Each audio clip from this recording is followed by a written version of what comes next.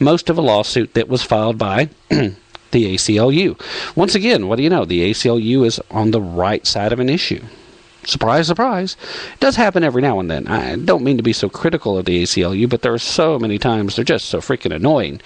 They get on this high-minded concept that so many people are entitled to so much stuff, and they take everything to such a ridiculous extreme. They're the reason I can't have a Christmas tree at my city hall's nativity scene. Why? Because I can't have a nativity scene at my city hall. If there is a tree, it has to be a holiday tree. I ain't got no holiday tree. I've got a Christmas tree. My kids went back to school today. They weren't on winter break. They were on Christmas break. Anybody out there offended by that? Refer to yesterday's part 2 of the podcast. You have the right to be offended. And I have the right to free speech. Thanks. At any rate, this particular court hearing, the lawsuit was filed by both the ACLU and the New York Times, ordinarily a very strong ally of the Democrats as a whole. The New York Southern District Court Judge Colleen McMahon issued a ruling acknowledging that the government's actions, quote, seem on the face incompatible with our Constitution. Still, she concluded that citing a veritable catch-22 of a thicket of laws and precedents, she could not order disclosure of the Department of Justice memorandum supporting the 2011 drone killing of alleged al-Qaeda militant, the American citizen Anwar al-Awlaki. That happened in Yemen, in case those of you don't recall. This is the American turned Al-Qaeda that has been linked with the underwear bomber and the shoe bomber before that. The judge's rulings hinged on the Freedom of Information Act law, not the drone program itself. The deputy legal director of the ACLU called it a disappointment. Still, he noted McMahon's almost woeful tone, along with the fact that she spent several pages talking about the very troubling question that relate to the substantiative authority itself that the government is claiming to carry as they carry out these extrajudicial killings of people who are located far away from any conventional battlefield. McMahon also said there are legitimate reasons to question the legality of killings like al-Awlaki's. The Obama administration, of course, has aggressively employed a fleet of robotic drone aircraft to kill people with suspected ties to al-Qaeda and other terrorist organizations. The occupier has additionally taken the step of using drones against citizens like al-Awlaki, an American-born Islamic preacher who United States officials accused of being a regional commander of an al-Qaeda cell. What are we really talking about here?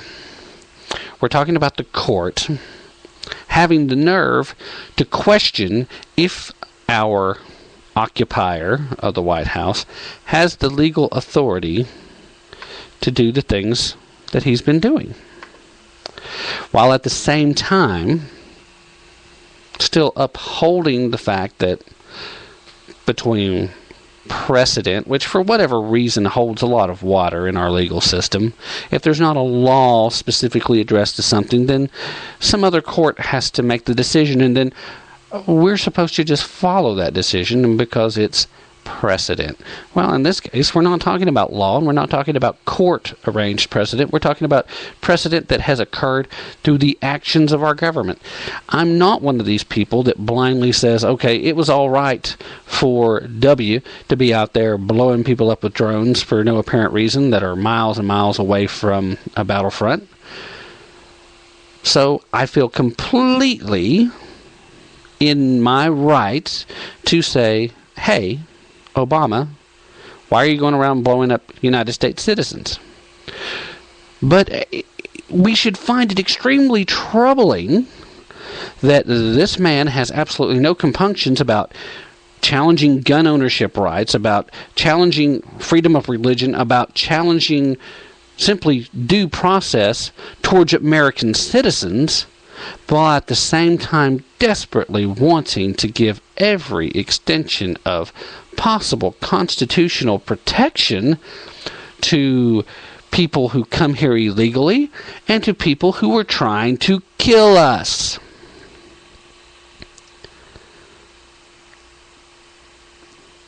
If I'm the only one concerned about this, let me know.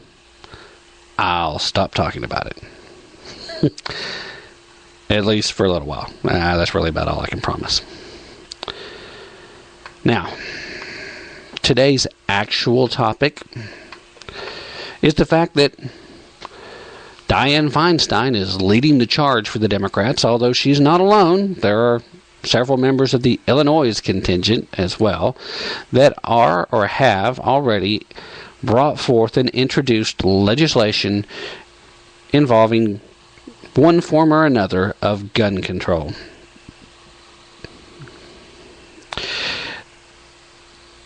They are planning on coming for our guns. I'm hearing stories from police officers in North Carolina, from National Guard members in Arizona, from reliable sources and people that you can trust that are telling us that the whole gun control issue is really just an argument to try to get enough Americans to go along with it up front, that by the time you realize the real plan, it's going to be too late to do anything about it. We've got all kinds of riot control training going on for people that should not have to take this level of training. We've got all kinds of insistence that we're only focusing on this kind of weapon, which is crap. And let me explain to you why. They are telling you, especially Miss Feinstein, is trying to tell us that she's only targeting assault weapons. Well, let me tell you this, ladies and gentlemen, there's absolutely no need to attack assault weapons because there's already a ban on assault rifles. You don't hear about that very much, but there have been tight controls on rifles since 1934. How can that be? Well, the U.S. military defines an assault rifle as something that can fire intermittently powered cartridges on a selective fire. Now, for those of you who don't speak military jargon, that simply means fully automatic.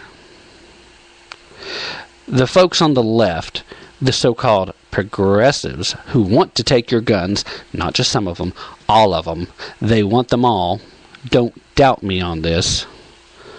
They invented the term assault rifle to apply to things like the AR-15 simply because it looks similar to a real assault rifle. That way, they can make laws to ban almost any weapon that they choose, calling it an assault weapon. Last time I checked, it really wasn't against the law to look like something else, but that's exactly what's going on here. Now, I've heard people also try and, as part of defending the point, say that handguns kill people too. Well, if you look carefully at Feinstein's plan, not only is there registration involved with the grandfathered guns that are already owned, but within this legislation, handguns are included.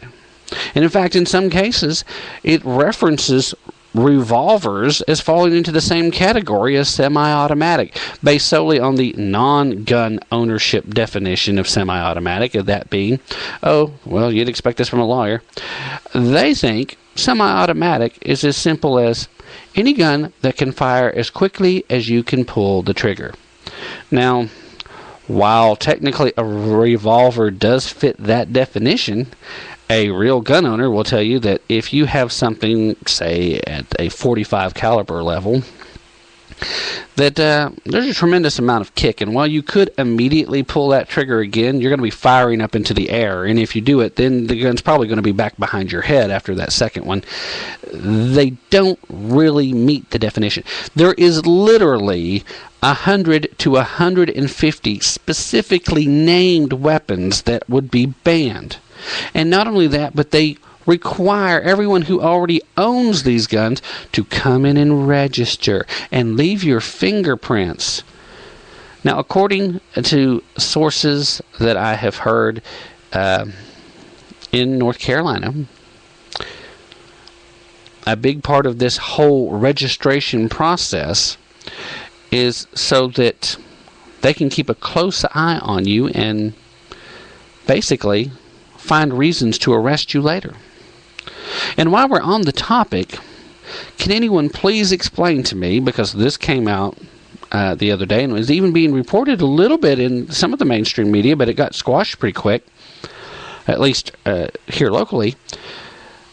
What is the Social Security Administration doing buying literally millions of rounds of ammunition? I mean, you can say, okay, you're a conspiracy nut if you question Homeland Security purchasing billions of rounds of ammunition. But, it makes sense that Homeland Security would. There's a lot of agencies that fall under their umbrella that use firearms as part of their day-to-day operations. It's part of what their agents do. But you still have to raise an eyebrow the minute you see that some of the ammunition they're buying doesn't work with the officially used firearms that these government agencies used. If you're issued a certain weapon, you would expect the rounds being purchased would match up with the weapons that are being issued, right? Well, a lot of what Homeland Security's bought up doesn't. And again, I ask you the question, point blank, what possible use does the Social Security Administration have with purchasing firearms? I'll tell you what I think is going on with that, and we'll continue after this short commercial break.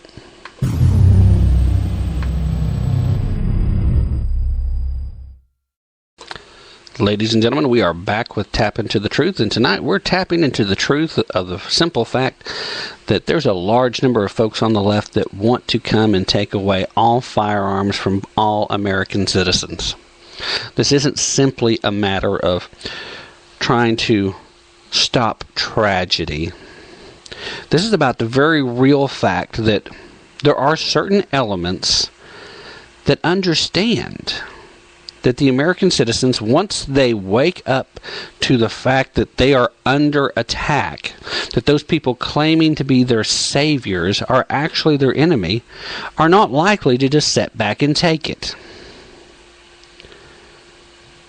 Why is the Social Security Administration buying up millions of rounds of ammo? Why has, over the last 18 months, Homeland Security bought up literally billions of rounds of ammo, including lots of ammunition that does not match up with anything that's actually issued to agents of any of their department agencies? Well, that's simple. They want to keep it out of the hands of the citizens, because if you can't effectively and quickly enough round up all the weapons, and they know ultimately there's been enough person-to-person sales that it would take a very long time to track down every firearm in the country. But if you only have so much ammo, then you can only shoot those weapons so many times before all that's left to do is throw the gun at somebody. becoming less effective than a bayonet or a blade or even a crowbar for that matter.